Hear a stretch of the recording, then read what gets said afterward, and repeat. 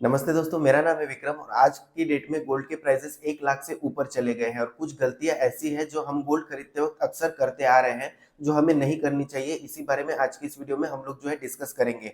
लेकिन उसके पहले अगर आप लोग चैनल पर नए हैं तो चैनल को सब्सक्राइब कर लीजिए और अगर आप लोग जो है मेरा कोर्स खरीदना चाहते हैं, how to become a jeweller, तो आप जो है नीचे डिस्क्रिप्शन में एक नंबर दिया हुआ है व्हाट्सएप नंबर, उस पे हाई कर दीजिए। सारी डिटेल आपको जो है वहाँ से मिल जाएगी। अगर आप ज्वेलर नहीं भी बनना चाहते हैं लेकिन आपको अगर ज्वेलरी के बारे में इंटरेस्ट है और आप सारे कैलकुलेशन समझना चाहते हैं तो ये कोर्स जो है आप बाई कर सकते हैं। या फिर आप लोग जो है कंसल्टेशन मुझसे कुछ भी करना चाहते हैं तो चार्जेबल बेस पे वो भी हो जाएगा। आप चाहे तो कंसल्टेशन भी मुझसे कर सकते हैं। तो आइए दोस्तों, आज की इस वीडियो को शुरू करते हैं। तो देखिए दोस्तों, आज की डेट में गोल्ड के प्राइसेस जो है 1 लाख रुपए के ऊपर पहुंच गए हैं और साथ ही साथ कुछ टाइम पहले जो है गवर्नमेंट ऑफ इंडिया ने जो है ब्यूरो ऑफ इंडियन स्टैंडर्ड्स का जो लोगो था, यानी कि जो हॉलमार्क जिसको हम कहते हैं, वो चेंज कर दिया है। लेकिन अब भी बहुत सारे लोगों को उसके बारे में ज्यादा जानकारी नहीं है, या फिर जानकारी है भी तो लोग जो है गलत गोल्ड बाई कर रहे हैं।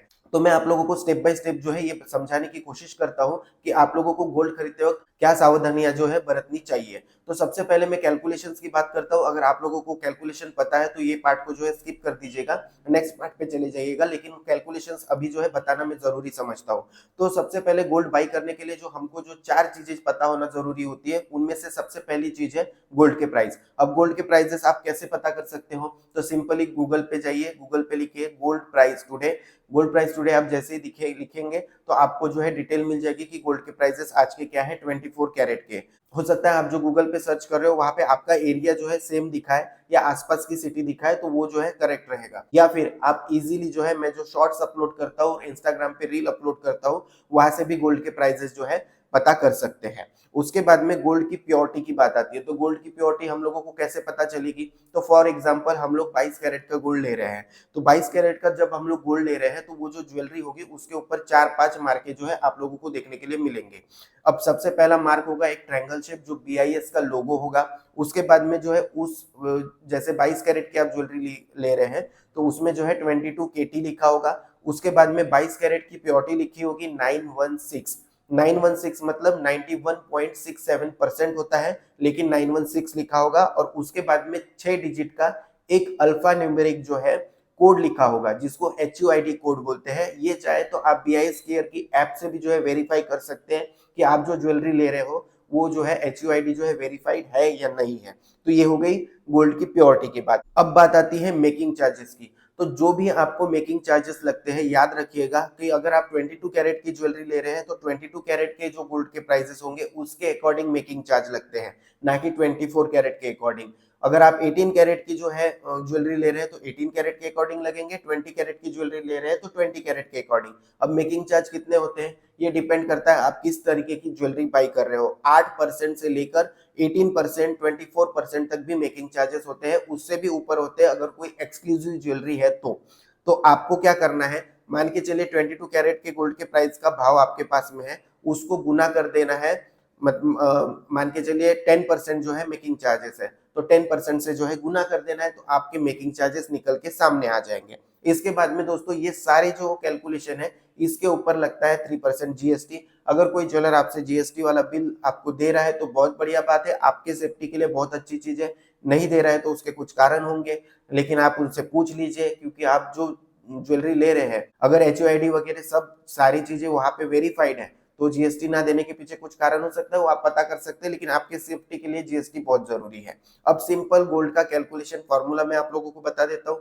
गोल्ड का प्राइस आपको कैलकुलेट करना है पर ग्राम। जैसे मान के चलिए 1,04,000 अगर आप आज का जो है गोल्ड का भाव है 10 ग्राम गोल्ड का, तो 1 ग्राम का कितना हो गया 10,400, प्लस इसमें जो है मेकिंग चार्जेस ऐड कर देने हैं। मान के चलिए 18% मेकिंग चार्ज है, तो कैलकुलेटर अगर आपके पास में होगा तो आपको कुछ नहीं करना है, सिंपली प्लस दबाना है, 18 दबाना है और परसेंट वाला चिन्ह दबाना है और इज इक्वल टू यानी कि बराबर कर देना है, तो आपका एग्जैक्ट निकल के आ जाएगा।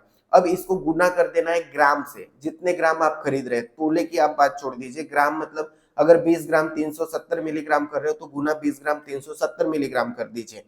तो ऐसा करने के बाद में आपके पास में जो है एक अमाउंट आएगा, प्लस इसके ऊपर 3% GST कर दीजिए।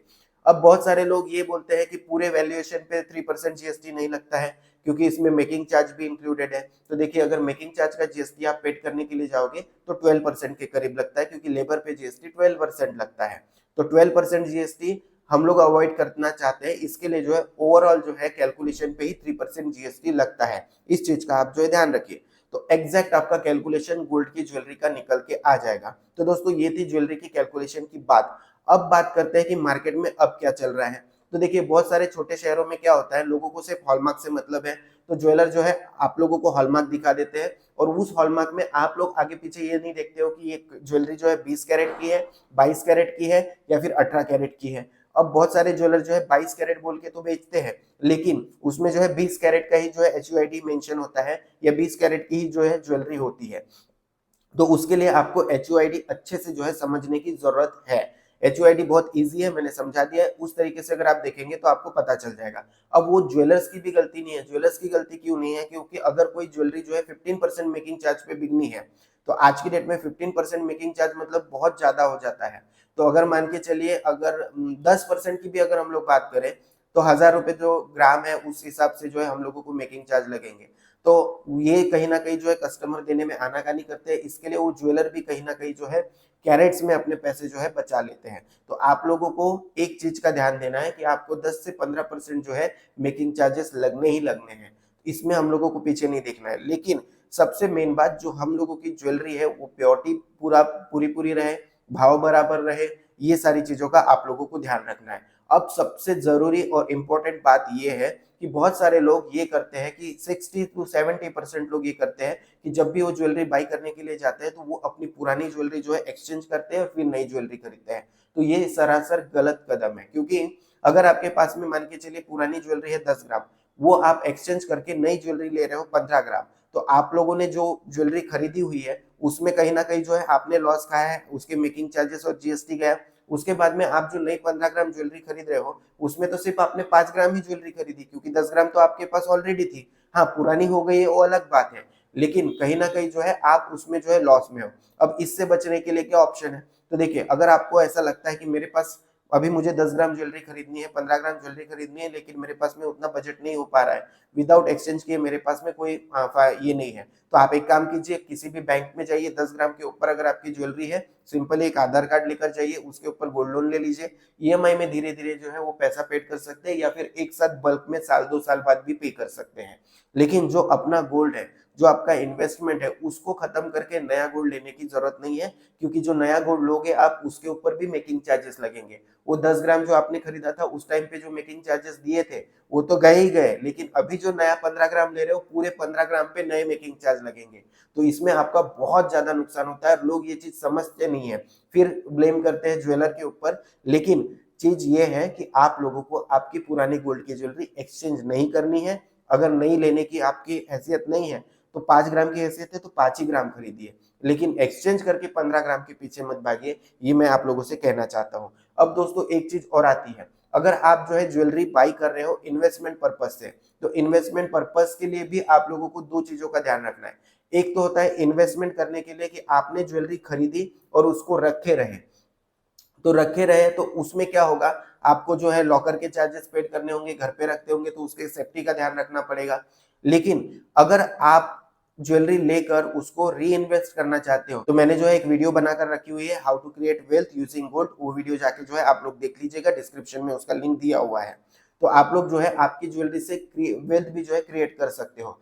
इसमें एक चीज का आपको ध्यान रखना पड़ेगा कि गोल्ड का कॉइन अगर आप लोग बाई करते हो तो उसमें जो है आपको कोई भी बेनिफिट नहीं है। अब मेरे हिसाब से 1 लाख के ऊपर जब गोल्ड का प्राइसेस चले गया है तो गोल्ड का कॉइन खरीदने में जो है कोई भी फायदा नहीं है। ये मैं आप लोगों को नेक्स्ट वीडियो में बताने की कोशिश करूंगा कि क्यों फायदा नहीं है। उम्मीद करता हूँ ये जानकारी आपको पसंद आई होगी। जानकारी पसंद आई हो तो इस वीडियो को लाइक कर दीजिए, दोस्तों के साथ शेयर कर दीजिए। चैनल पर नए हैं तो चैनल को सब्सक्राइब करना ना भूले। आज के लिए बस इतना ही। Thank you.